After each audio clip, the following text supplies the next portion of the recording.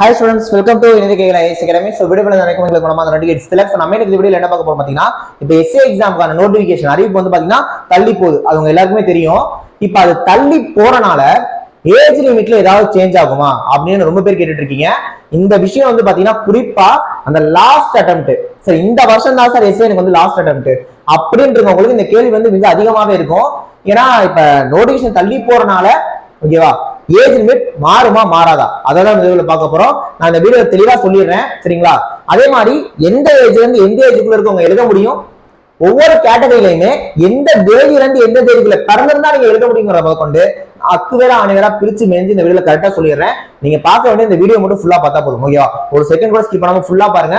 மறக்காம channel subscribe பண்ணிட்டு பாருங்க. ஏன்னா எஸ்ஏக்கு நம்ம நிறைய வீடியோஸ் போட்டுட்டு இருக்கோம், அதுதான் சொல்றேன். வீடியோ லைக் பண்ணிக்கோங்க, கமெண்ட் பண்ணுங்க, எல்லாத்துக்கும் ஷேர் பண்ணி விட்டுருங்க ஓகேவா. வீடியோக்குள்ள போறதுக்கு முன்னாடி எஸ்ஏக்கு வந்து பாத்தீங்கன்னா ஆன்லைன் டெஸ்ட் பேட்ச் போயிட்டு இருக்கு. சோ ஆன்லைன் டெஸ்ட் பேட்ச்ல மொத்தமா 50 டெஸ்ட் தரும். ஒரு டெஸ்ட்லயுமே எக்ஸாம் பாயிண்ட் ஆஃப் 140 கேள்வி கவர் ஆகுது. மொத்தமா 7000க்கு மேற்பட்ட கேள்விகள் கவர் ஆகுது. டெஸ்ட் பேட்ச்ல வரவங்களுக்கு அந்த டிஸ்கஷனும் கொடுத்துறோம். அப்போ உங்களுக்கு ஒரு 25,000க்கு மேற்பட்ட பதில்கள் கிடைக்கும். கரண்ட் அஃபேர்ஸ் மந்த்லி பிடிஎஃப் வந்து பாத்தீங்கன்னா நம்ம ப்ரொவைட் பண்ணிடுவோம். கரண்ட் அஃபேர்ஸ் ஆகட்டும் டெஸ்ட் ஆகட்டும் ரெண்டுமே பைலிங்குலா தான் கொடுத்துட்டு இருக்கோம். உங்களுக்கு ரேங்க் லிஸ்டும் ப்ரொவைட் பண்ணிடுவோம் ஓகேவா. நம்மளோட டெஸ்ட் பேட்ச்ல இவ்வளவு விஷயங்கள் தரோம். ஆன்லைன் கோர்ஸ் வந்தீங்க அப்படின்னா நான் டெஸ்ட் பேட்ச்ல சொன்ன எல்லா விஷயங்களுமே கொடுத்துருவோம். இது இல்லாம ஜிஎஸ் ஆகட்டும் சைக்காலஜி ஆகட்டும் ஒரு டாபிக்குமே கிளாஸ் எடுத்து அதை டெஸ்ட் கொடுத்து அதையும் நம்ம எக்ஸ்பிளைன் பண்ணி உங்களுக்கு கிளாஸஸ் கொடுத்துருவோம். நம்மளோட கிளாஸஸ் எல்லாமே ரெக்கார்ட் வீடியோ கிளாஸஸ் தான் இருக்க போகுது. டெஸ்ட் எல்லாமே பிடிஎஃப் தான் இருக்க போகுது சரிங்களா. சேம் டைம் நம்ம ஜிஎஸ்க்கு 1 லேக் மெட்டீரியல் வந்து ப்ரொவைட் பண்றோம். சோ ஃபீஸ் வந்து பாத்தீங்கன்னா தமிழ்நாட்டுல எந்த இன்ஸ்டியூட் வைக்காத அளவுக்கு ரொம்ப கம்மியா தான் வச்சிருக்கோம் சரிங்களா. சோ ஜாயின் பண்ண நினைக்கிறவங்க இந்த நம்பருக்கு கான்டாக்ட் பண்ணி ஜாயின் பண்ணிக்கலாம். சோ 7778297281 இந்த நம்பர் கான்டாக்ட் பண்ணி ஜாயின் பண்ணிக்கலாம். அதே மாதிரி நம்ம அகாடமி திருச்சியில இருக்கு. சோ திருச்சி ஸ்டூடெண்ட்ஸ்லாம் மேக்ஸிமம் டைரக்டா வந்து கிளாஸ் அட்டெண்ட் பண்ணுங்க. ஏன்னா ஆஃப்லைன் கிளாஸ் வரவங்களுக்கு நம்ம பிசிக்கல் கூட ஃப்ரீயா ப்ரொவைட் பண்றோம் ஓகே. சோ உங்களுக்கு என்ன டீடைல் வேணாலும் இந்த நம்பர் கான்டாக்ட் பண்ணிக்கலாம். இப்போ வாங்க நம்ம வீடியோக்குள்ள போயிடலாம் ரைட். இப்போ எஸ்ஐ நோட்டிஃபிகேஷன் பொறுத்த வரைக்கும் ஜூன் மாசம் வரும் அப்படின்ற மாதிரி சொல்லியிருந்தாங்க. இப்போ அது தள்ளி போகுது ஓகேவா. சோ தள்ளி போறனால தான் எல்லாருக்குமே பயம் ஏஜ் லிமிட் என்ன வரும் அப்படின்னு சொல்லிட்டு. நான் சொல்றேன் 2024 டிசம்பர் 31 இதுதான் இந்த வருஷத்தோட கடைசி நாள் ஓகே. அதுக்குள்ள எப்ப நோட்டிபிகேஷன் வந்தாலும் நம்ம பார்க்க போறதுதான் ஏஜ் லிமிட் புரியுதா.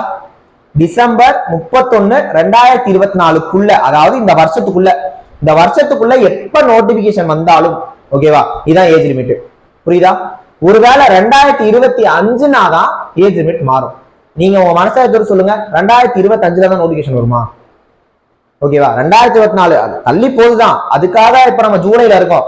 August September October November December 5 மாசம் கழிச்சு ஆகும். அவ்வளவு நல்லா ஆகாது. அப்ப மோஸ்ட் ப்ராபபிளா இப்ப நம்ம பார்க்க போற ஏஜ் லிமிட் தான் வரும். சோ டிசம்பர் 31 2024 நோட்டிபிகேஷன் வந்தா இதான் ஏஜ் லிமிட் புரியுதா. சோ அப்ப அவங்க ஏஜ் லிமிட் என்ன பார்ப்பாங்கன்னா ஜூலை 1 2024 அப்ப அவங்களோட வயசு என்ன அப்படின்னு தான் பார்ப்பாங்க. ஏன் சார் இந்த ஜூலை 1 அப்படின்னா டிஎன்பிஎஸ்சி ஆகட்டும் டிஎன்யூஎஸ்ஆர்பி ஆகட்டும் தமிழ்நாடு கவர்மெண்ட் எல்லா எக்ஸாம்லயுமே ஜூலை 1ங்கிறதா குரூஷியல் டேட். அந்த டேட் படி தான் ஏஜ் எப்பவுமே பார்ப்பாங்க. அப்ப டிசம்பர் 31 அப்ப நோட்டிபிகேஷன் வந்தாலுமே கூட அவங்க ஜூலை 1 அப்பதான் ஏஜ் லிமிட் பார்ப்பாங்க புரியுதா. ஜூலை 1 அப்ப என்ன ஏஜோ அதுதான் ஏஜ் லிமிட் புரியுதா ரைட். சோ ஜூலை 1 அப்ப நீங்க ஜிடி கேட்டகரியா இருந்தீங்க அப்படின்னா உங்களோட வயசு 20ல இருந்து 30க்குள்ள இருக்கணும். சரி இப்படி பார்த்தா எங்களுக்கு தெரியாதே சார் அப்படின்னா நான் நெக்ஸ்ட் சொல்லிடுறேன். இந்த டேட்டுக்குள்ள இந்த டேட்டுக்குள்ள பிறந்திருந்தாலும் நீங்க எலிஜிபிள் நான் சொல்லிடுறேன். போய் கவனிச்சுக்கோங்க. பிசி முஸ்லிம் எம்பிசி இருந்தீங்கன்னா ஜூலை 1 2024 அப்ப உங்களோட வயசு 20ல இருந்து 32க்குள்ள இருந்தா நீங்க eligible okay. SC SC ST இந்த கேட்டகரிக்குள்ள வந்தீங்கன்னா ஜூலை 1 2024 அப்ப உங்களோட வயசு 20ல இருந்து 35க்குள்ள இருக்கணும் புரியுதா. டெஸ்டியூடா இருந்தீங்கன்னா ஜூலை 1 2024 அப்ப உங்களோட வயசு 20ல இருந்து 37க்குள்ள இருக்கணும். எக்ஸர்விஸ்மேனா இருந்தீங்கன்னா ஜூலை 1 2024 அப்ப உங்களோட வயசு 20ல இருந்து 47க்குள்ள இருக்கணும். இது ஜூலை 1 2024 அப்ப நீங்க வந்து இந்த ஏஜ் லிமிட்குள்ள இருக்கணும். சார் இது ஒன்னும் அவ்வளவு புரியல சார் எனக்கு டேட்டே சொல்லிருங்க சார் அப்படின்னா அதையும் சொல்லிடுறேன் ஓகேவா. இப்ப நம்ம ஒரு கேட்டகரியாவே பார்த்துடலாம். நீங்க ஜிடி கேட்டகரியா இருந்தீங்கன்னா 2024 வரப்போற எஸ்ஐ எக்ஸாம் 2024 வரப்போற எஸ்ஐ எக்ஸாம் பொறுத்த வரைக்கும் நீங்க எழுதணும்னா நீங்க ஜிடி கேட்டகரியா இருந்தீங்கன்னா ஜூலை 1 1994 அப்புறம் பிறந்திருக்கணும். சேம் டைம் ஜூலை 1 2004 முன்னாடி பிறந்திருக்கணும் ஓகேவா. அடுத்து கேட்பீங்க சார் நான் இந்த டேட்ல இருந்தேனா சார். இந்த டேட்ல இருந்தாலும் நீங்க எலிஜிபிள் இல்ல. இதுக்கு முன்னாடி இருந்தாலும் எலிஜிபிள் இல்ல. அதாவது ஜூன் 30 1994 ஜிடி கேட்டகரியா இருந்தா நீங்க எலிஜிபிள் கிடையாது. இதுல இருக்கக்கூடாது, இதுக்கு அப்புறம் தான் இருக்கணும். சேம் டைம் இதுவும் அப்படிதான் சார். இப்ப நான் ஜூன் 30 2004 எழுதலாம். ஏன்னா இதுக்குள்ளதானே வருது. ஜூலை 1 2004 நீங்க எழுத முடியாது.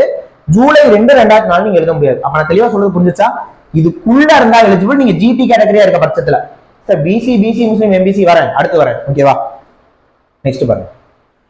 இப்ப பிசி எம்பிசி பிசி முஸ்லீம் பொறுத்த வரைக்கும் நீங்க ஜூலை 1 1992க்கு பிறகு பிறந்திருந்தா இந்த வருஷம் வரப்போற தாலுக் பிசி எக்ஸாம் நீங்க தாராளமா எழுதலாம். டிசம்பர் 31க்குள்ள எப்ப நோட்டிபிகேஷன் வந்தாலும் இதான் ஏத்துங்க. புரியுதுங்களா?